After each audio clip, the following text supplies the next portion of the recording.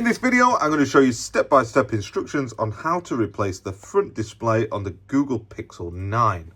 I am going to be placing this on the heat mat. However, if you do not have a heat mat, a heat gun or hairdryer will achieve the same effect. It just may take a little bit longer.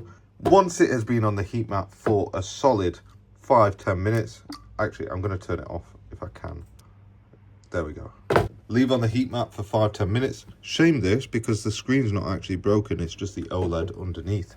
It'll make it a bit easier if you run a bead of isopropyl alcohol around the four edges of the display. And then we're going to take a Dorco blade or a single-sided razor blade. We're going to create a gap between the edge of the screen and the edge of the chassis. Just like that.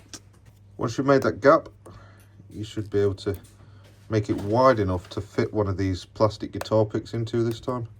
And then we're going to begin running it along the edge of the display, separating this screen away from the frame of the phone. Keep running in between all the way around, and then you should find that it separates pretty easy. What I have noticed is that the OLED panel is actually separated from the glass on this one. However, once you've run the pick all the way around, the screen opens up. Unlike other Google Pixels, it opens from right to left, like that. Now, at the bottom of the screen, it is attached to the motherboard, but it's hiding under this little metal shield here. To remove it, you have to get your tweezers, and you're going to sort of push that way to pry it up, and it pops out quite easily like that. Put that to one side, and then you can pry that off, but I find that if you just get the screen and pull it away, then it's just probably easier than sticking any tools in there. You can just pull it off very safely. Now, you will be able to see some leftover adhesive. Got a couple of options. I use the little spinny tool here, and it should pull off most of the leftover glue. If you don't have that, then by all means go ahead with your tweezers and pull as much of that adhesive off as possible, although it will be way easier with a spinny tool. Somebody on another video asked what is the official name for the spinny tool, and I don't actually think there is one. I think it's called a glue removal spinning tool. I think that's, if it has an official name, it'd be that. But they're not expensive, they're like £20 maybe, and it saves you so much time. And probably blisters on your fingers, because they can be, like the alternative is that you rub the adhesive, and that does give you blisters on your thumb. It seems to come off really easy from the plastic parts, but then the aluminium frame parts are a bit trickier. But generally, this adhesive comes off very easily. Be careful around this top area where you've got the cameras and the sensors and stuff, because you don't want to cause any damage to anything. And it should look something like that. Right, next. So I think this is a relatively new phone, so it's not too mucky. So I'll just get a dry brush on this and just make sure that there's nothing left over. Maybe a little bit of alcohol in the areas where I can see a bit of adhesive left over. The part that I'm going to be using for the display is a genuine Google Service Pack part. I will try my absolute best to remember to put a link for the part in the description below. However, if I didn't, please go ahead and remind me. But let's go. This is the first Google Pixel 9 that I've done, and then I did check the part earlier, and it basically comes a little like this. And this one comes with the adhesive already attached to it, so you see it's already attached there. However, sometimes your part may not, and you will need to buy one of these.